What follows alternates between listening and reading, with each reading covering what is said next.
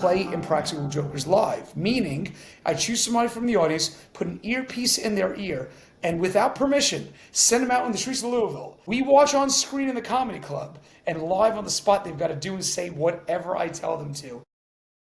Hello and welcome to the Lou Review podcast. I'm your host, Rosa Hart, and today I am joined by an out-of-towner. This is Murr. You may know him from the Impractical Jokers, but thank you so much for being with us today. Yeah, thanks for having me, Rosa. Hello, Louisville. It's Murr.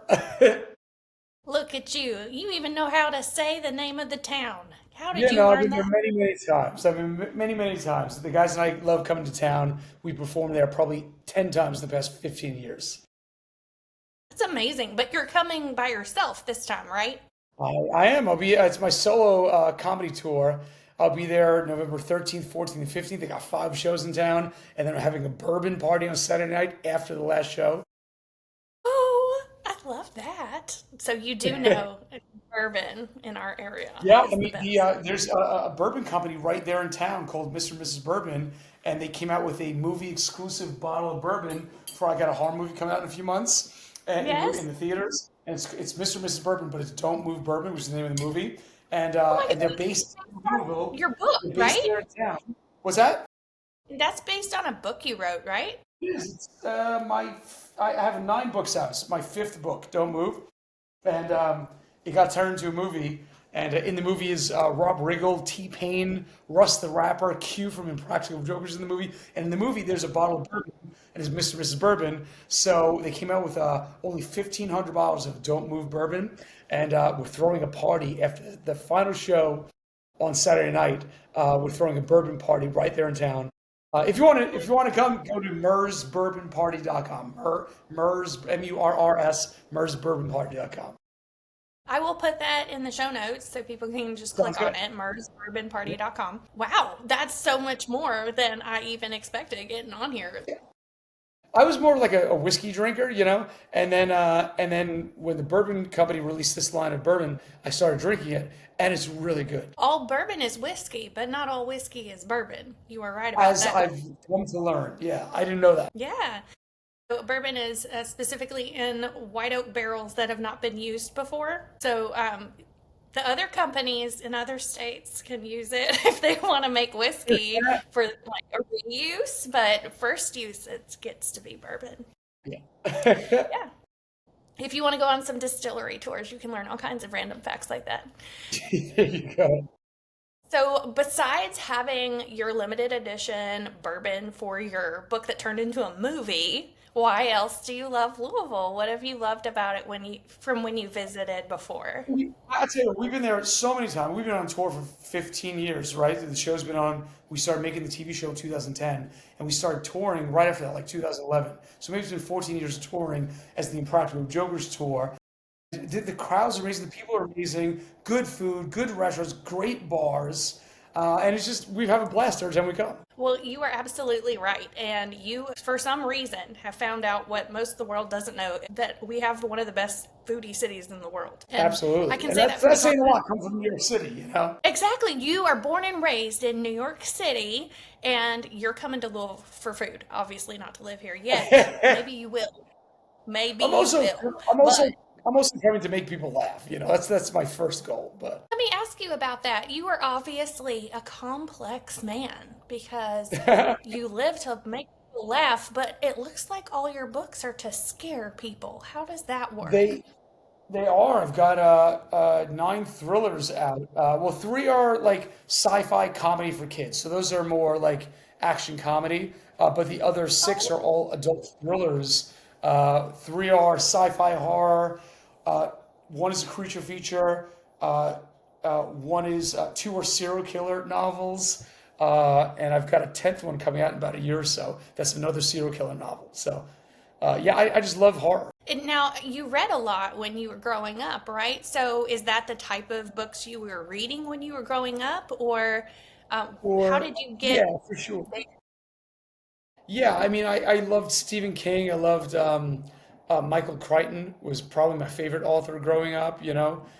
Dean Koontz, I love on Vacation, those kind of like fast-paced action horror or techno horror kind of books. And I gravitate toward those movies too. What's your favorite sci-fi book that you didn't write? The Martian was so good. I don't know I mean, obviously it got turned into a movie, which was excellent too, but the book is so detailed. My gosh. Like the research that went into writing, I don't know how Andy Weir wrote it, but it's unbelievable. Was he maybe a closet astronaut, you think? I think he has a background in physics for sure. I don't know the details, but he's extremely well versed in science and physics. Wow. Well, I didn't realize there was so much to it because I'm kind of limited to the movie version, but now you're making me curious. So, well, Yeah, that is so interesting. So, do you feel like it's important for you to have these different outlets to balance personally? it's the same thing. One could argue, "Where's my wife? I love." Mm. You head now? Okay. I'll see you a little bit. Sorry. And we have two puppies that are eating a bone with us. Rosa says hi from the podcast. She says hello. We have two puppies that I'm trying to lure back home right now. So I'm not home. I'm in our train house. Do you know that story? No, tell me. What train So, house? so So this is another house. It's like 10 minutes from the house we live in. It's nearby, and in the basement, like I'm on the upper level, but 2 floors below me is one of America's longest running nonprofit model railroad clubs. It's been running for like 75 years. It is my house that I live in is not a big house. It's 4,600 square feet, which is an average size house. The train club below my feet is 12,000 square feet of track. It's a professional model railroad. And it hit the newspapers like last December, hit the Wall Street Journal, all local papers, that the former owner of the house, and he was the president of the club, sadly died last year from cancer, and the widow was forced to sell the house. And anybody that buys this house is not going to let this train club come in 10 times a week to play with the model trains or open the house up to the public and let 1,000 people go through like once or twice a year. So the night before it went up for public sale, Melissa and I bought the house to save Pacific Southern Railway, which is the train club below my feet. And so now I'm on the board of one of the longest running model railroad clubs in the nation, and it's unbelievable. And we've got our own box cars out now in stores. It's really cool, man. It's called Pacific Southern Railway. It's a nonprofit. You can join from anywhere around the world if you want. We have virtual memberships, and I just recorded a video for virtual members, and you get to be part of the fun. You go to pacificsouthern.org. They donate all their proceeds to like fire and EMT from the open house. It's pretty wild, man. It's a great club. I might have looked you up a little bit on AI before we had this conversation since we're not, we don't go back that far. But from what I heard growing up with your dad, you played with trains with him a lot. Is that right? I did. Melissa and I run an Alzheimer's charity. We just had it about 2 weeks ago, the fourth annual one, and just raised another 100 grand for the Fisher Center for Alzheimer's Research. But the charity has grown and grown and grown over the past 4 years. My father passed from Alzheimer's, and we suffered with it as a family for many, many years. But to the day he died, all you had to do to put a smile on his face was either put on Sinatra or give him a model railroad magazine, because I have such core memories of building my model trains with my father. So he would, if he was still with us, he would love Pacific Southern Railway. It's wild. So yeah, it's good memories. And so we run our Alzheimer's charity out of this house. Melissa runs her candle company, 95 Candles, out of this house now. And of course, the train club has 24-hour full-time access because we don't live here. So they're in there all day long working on the trains. It's wild. I absolutely love that. So some people might think you're just doing too much, but for you, it's all connected, right? Yeah, I tell you what. So since we don't live here, there's a separated three-car garage, and that the former owner had cars in and what have you. We don't live here, so I converted it, finished the entire garage, made it like a structure that you can live in if you want to, and we saved another train club and rebuilt their layout in the garage, and I just got up and running my old trains. Like I So just did a very sweet. simple layout. But they haven't run in 30 years. Oh, and I put a neon sign up of the Pacific Southern Railway. It's in the garage as well. Yeah, so it's kind of an emotional moment, like getting my old trains up and running. They haven't run in 30 years, so when I turned the power on, they're like, and then they started to go. Well, that's amazing because probably not anything made more recently is going to turn on after 30 years. Wow. Wouldn't you love if there was a train connecting New Jersey to Louisville so you could just come here You know, anytime? well, you know what? You might get there faster given all the air traffic delays. But that would be one heck of a long train ride. It might take you. It might be an overnighter. Well, if there are beds in there, then it's okay. And if there's a dining car in there, then it's okay. You Yeah. can What just else like do you need? have your dinner and like sing at the table like they do in White Christmas, right? But I just There you spent Friday night sleeping on the floor in the Atlanta airport because I was like going from one conference to another because I speak at different like nursing and medical conferences. And my flight got delayed and it just wasn't enough time to risk coming back through the TSA security to leave to go to a hotel. So I would have much preferred a train with a bed. go. All right, we'll start a petition to get a train from my house to Louisville. Exactly. Well, we already have one for Chicago and Louisville to connect us there, which really needs to happen. I mean, it's like a big. Can you imagine all the food options that would be available in that scenario? You could have a whole like foodie tour back and forth with Louisville and Chicago. I saw you drooling over the Four Pegs ribs. Oh my Have you been gosh! there I before? No, we have not, and I went to their site. I went to their website as well. Their food looks. Have you been? How's the food? It looks Oh, fantastic. oh, yeah. Well, and Chris Williams, the owner, is such a generous person. So I've met him at many like fundraiser events for anything from mental health to just supporting other local restaurants. He's running a food pantry at the moment, I think, for people who have SNAP benefits cut off. So Yep, that's they're such giving people. Yes, they make great food, but you know how it is. It's like you want to support people who are giving back to the community too, right? I will say he can smoke anything. He made this smoked watermelon margarita one time. a It was smoked really good. smoked watermelon margarita. Wow. He will smoke anything. You got to find out what it's going to do. So, yes, you're in for a treat. So, what else are you looking forward to? Is there anything you have to go to every time you're in town if you can? Well, I'm going to see a basketball game while in town. I'm excited for the bourbon party. That's gonna be a lot of fun. And Yeah, I am getting a tour of where they make Mr. and Mrs. Bourbon, which I've never seen bourbon perfect. being made before. That's gonna be wild. And then of Yeah. course I'm excited for the shows. Like that my live stand-up comedy show is unlike the other guys' solo shows. Like the first half of the show is like stand-up comedy, all about the most embarrassing things I've ever done in my life because of Impractical Jokers. But the second half of my show is totally different. I don't know what's going to happen, truly. I play two games with the audience, and I don't know where they're going to go. We make it up as we go, and sometimes the police get called on the show because the first game I play is I borrow three audience members' cell phones, and from their phones, I start texting people on their behalf as if it's them. And it's so much fun. And then the last thing I do live on stage is I play Impractical Jokers live, meaning I choose somebody from the audience, put an earpiece in their ear, and without permission, send them out in the streets of Louisville. We watch on screen in the comedy club, and live on the spot, they've got to do and say whatever I tell them to. It is outrageous.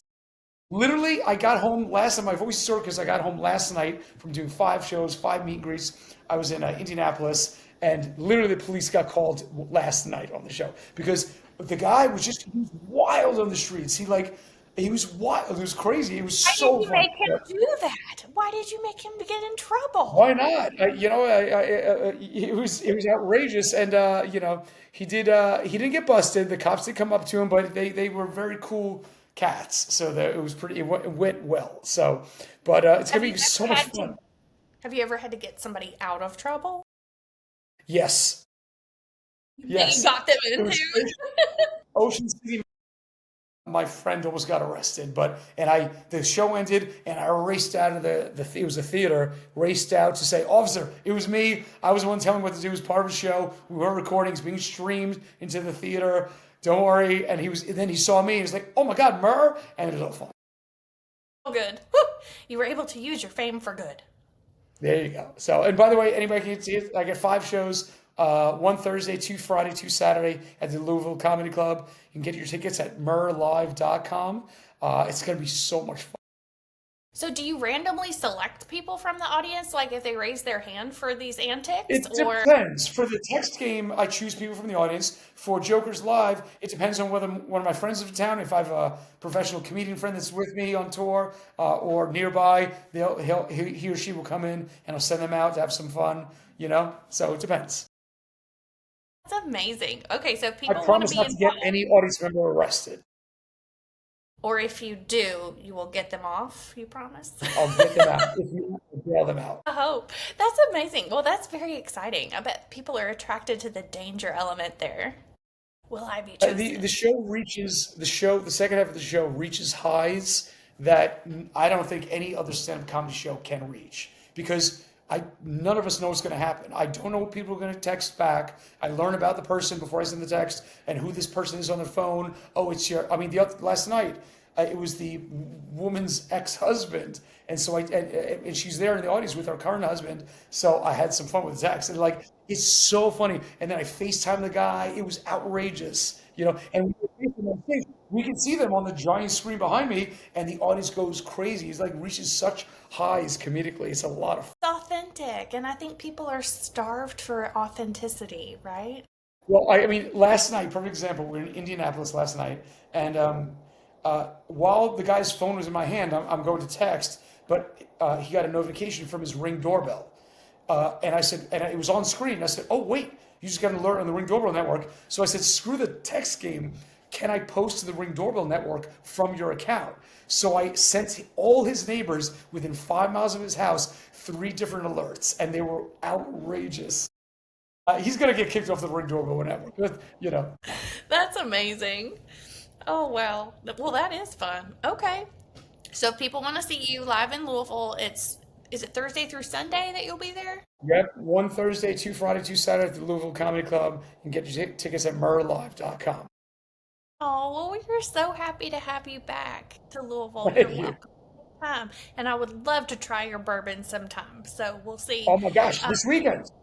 This weekend, come to Right? the bourbon party after the final show. It's going to be a blast. We'll be drinking bourbon, taking photos, singing karaoke.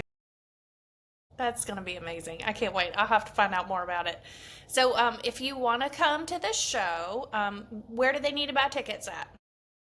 You can go to Louisville Comedy Club's website, or the shortcut, if you want, is murrlive.com, M-U-R-R, murrlive.com.